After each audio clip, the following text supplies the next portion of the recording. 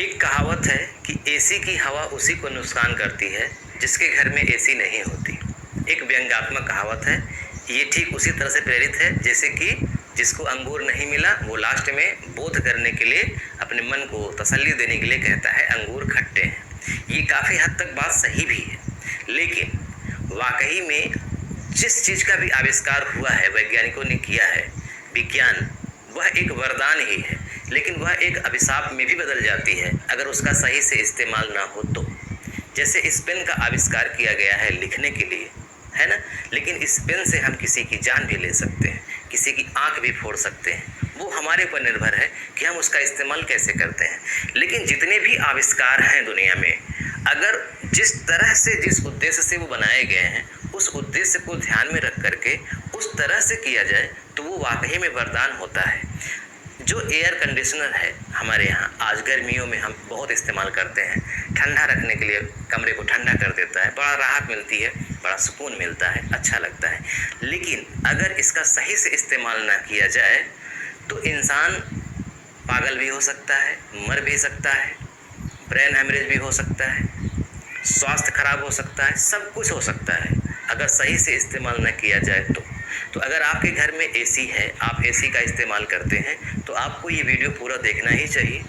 और अगर आपके घर में एसी नहीं है, अभी इस्तेमाल नहीं कर रहे हैं, आगे इस्तेमाल करेंगे या दूसरे को बताएंगे, तो भी आपको ये वीडियो देखना चाहिए, क्योंकि बड़ी गहरी जानकारी आपको मिलेगी। बहुत कम लोग जानते हैं, मैं तो कहता हूँ 99% लोग नहीं जानते जो मैं आज बताने जा रहा हूँ। बहुत ज़रूरी है जानना। देखिए, आप एक चित्र के माध्यम से देखिए, ये लोग लेटे हुए हैं एक बंद कमरे में और ये एसी चल रही है। इनको घुटन महसूस हो रही है, दम घुट रहा है। प्रश्न ये उठता है कि ये जो एसी है ठंडी हवा दे रही है, कमरे को ठंडा कर रही है, तो इनका दम कैसे घुट रहा है और इनको पता भी नहीं चल रहा है।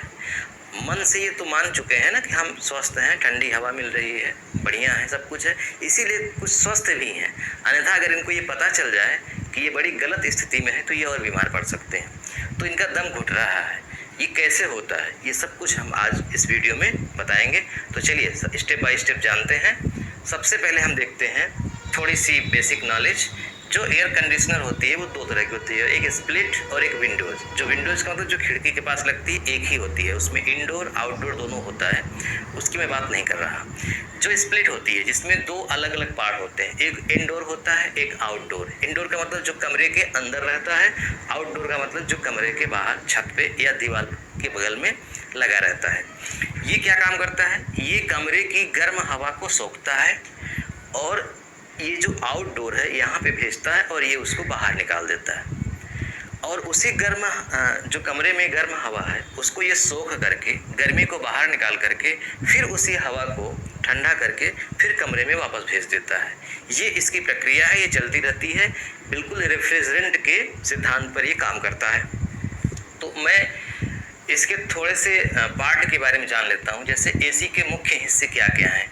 एक है इवेपोरेशन कॉइल, ये अंदर की तरफ होता है, इंडोर में होता है। कमरा जब गर्म होता है, हम चालू करते हैं तो कमरे की गर्म हवा को ये सोखता है।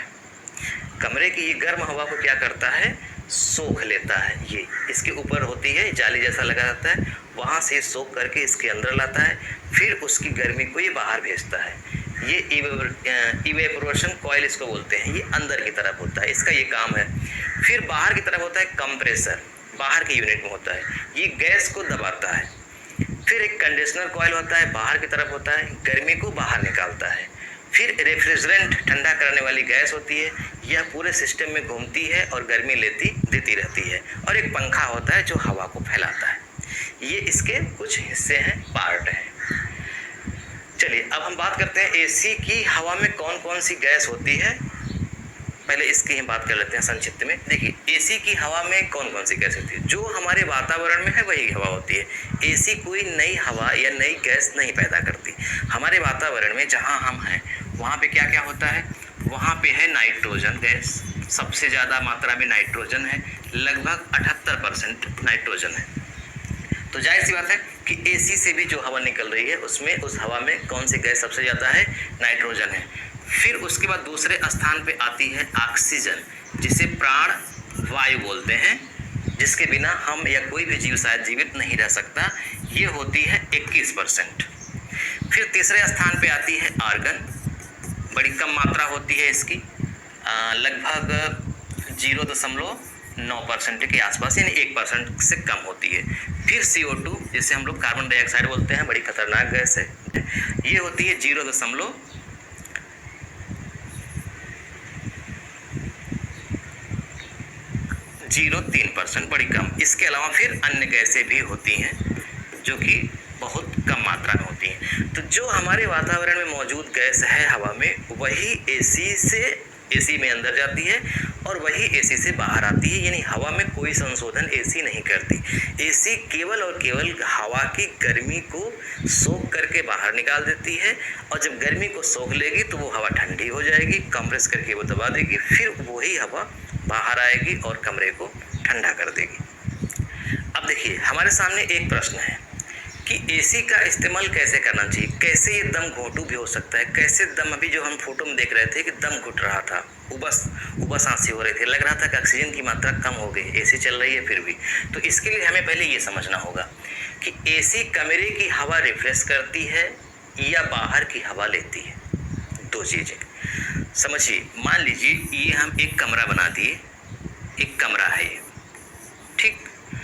अब इस कमरे के अंदर एसी लगी हुई है यहाँ पे, और इसके छत पर इसका आउटडोर कंप्रेसर रखा हुआ है। आप देखेंगे कि जब ये एसी चल रही होती है तो आप जब यहाँ पे खड़े हो जाते हैं तो आप देखेंगे कि बड़ी तेज़ी से गर्म हवा आपको छू रही है, यानी ऐसा लगेगा कि यहाँ बाहर से, आउटडोर से गर्म हवा निकल रही है। तो आपको या किसी को भी ये महसूस होगा कि कमरे की जो गर्म हवा है वो यहाँ से आकर के आउटडोर से गर्म हवा बाहर निकल रही है, और बाहर की जो ठंडी हवा है, शुद्ध हवा है, वो इसके माध्यम से, फिर चूँकि दो पाइप लगी होती है तो ऐसा महसूस होता है कि एक पाइप से बाहर जा रही है और दूसरी वाली पाइप से अंदर आ रही है, फिर वो ठंडी होकर के इस कमरे में फैल रही है। ये होता है, ये काफ़ी हद तक सही भी है, लेकिन इसमें एक बात है जो बहुत ही गलत है, जो हमें नहीं जानकारी है हमें। क्या? देखिए, ये जो यहाँ पे लिखा है ना, एसी कमरे की हवा रिफ्रेश करता है या बाहर की हवा लेता है। तो देखिए, जो एसी है वो बंद ऑब्जेक्ट में काम करता है, यानी ये बाहर की हवा को अंदर नहीं लेता। ध्यान रखिएगा, बाहर का चाहे जैसा वातावरण हो, चाहे जैसा मौसम है, उसकी हवा को एसी अंदर लेती ही नहीं है। हालांकि कुछ एसी जो नई टेक्नोलॉजी में आई हैं वो कुछ लेने लगी हैं, लेकिन बड़ी महंगी हैं अभी। जो सामान्यतः हम लोग एसी इस्तेमाल करते हैं वो बाहर की हवा अंदर नहीं भेजती। दरअसल होता क्या है कि कमरे में गर्म हवा है, उसको ये जो एसी है, इवेपोरेशन जो कॉइल है, वो इसको सोख लेता है और सोख करके इसको पाइप से बाहर भेजता है इसकी गर्मी को।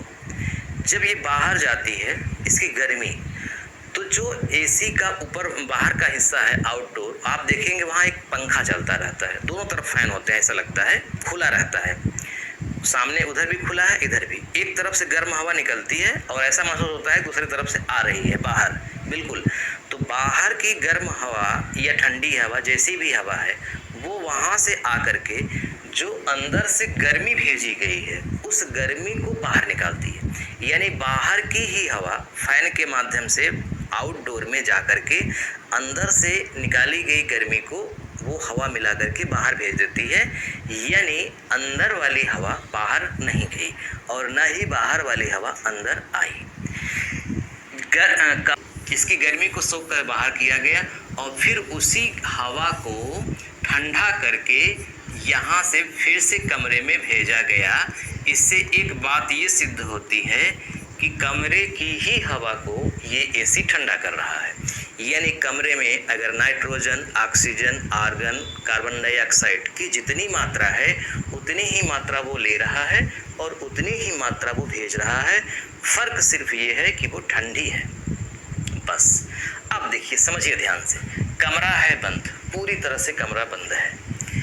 जब व्यक्ति सांस लेता है ना, तो सांस लेते समय जो ऑक्सीजन की मात्रा होती है वो होती है 21%। जब हम इन करते हैं, इनहेल करते हैं, जब अंदर लेते हैं सांस, जब हम सांस लेते हैं लेकिन जब हम सांस बाहर छोड़ते हैं तो उसमें 16% ऑक्सीजन होता है, यानी जब हम बाहर भेजते हैं इसका मतलब कि 5% ऑक्सीजन खत्म हो गई और वो 5% ऑक्सीजन किस में बदल जाती है, CO2 में। यानी जब हम सांस बाहर छोड़ते हैं तो हमारी सांस में 5% या फिर इससे ज़्यादा कार्बन डाइऑक्साइड होता है और ये गर्म होता है। ये कार्बन डाइऑक्साइड एसी के अंदर भी जा रहा है, फिर आ रहा है, फिर जा रहा है, फिर आ रहा है, और बार बार जो हम ऑक्सीजन 21% ले रहे हैं उसमें से 5% उसको गायब करके शेष कार्बन डाइऑक्साइड में बदल दे रहे हैं। तो कार्बन डाइऑक्साइड की मात्रा कमरे के अंदर एक समय के बाद बहुत हो जाती है, 1, 2, 3 घंटे के बाद।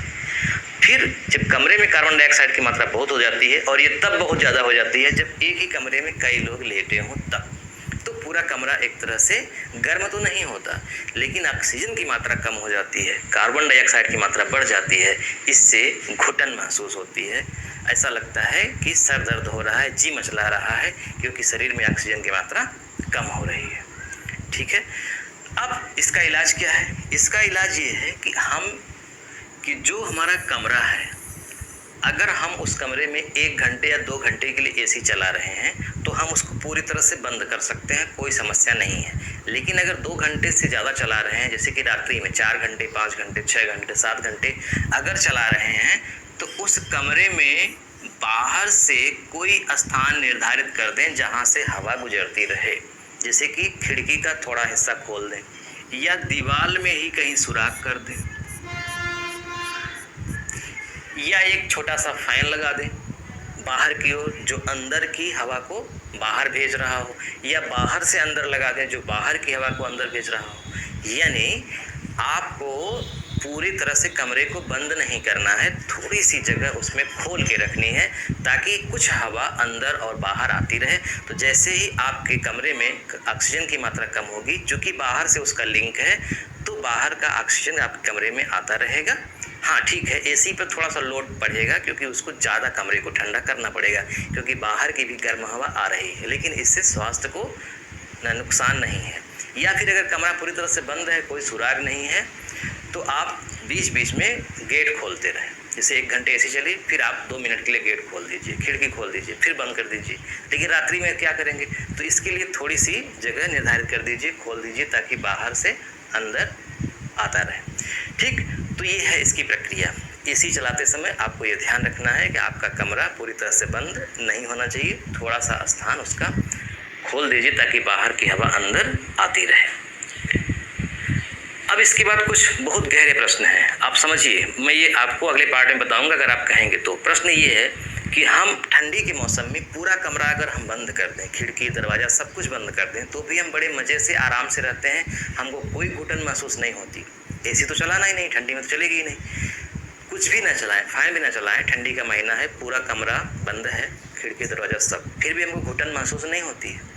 लेकिन गर्मी में अगर हम बंद कर देते हैं तो घुटन महसूस होने लगती है, जबकि उतनी ही मात्रा ठंडी में, हवा की उतनी ही मात्रा ठंडी में भी थी कमरे में और गर्मी में भी उतनी है, तो क्यों घुटन महसूस होती है? गर्मी के अलावा, गर्मी तो लगेगी, गर्मी के अलावा घुटन महसूस होती है।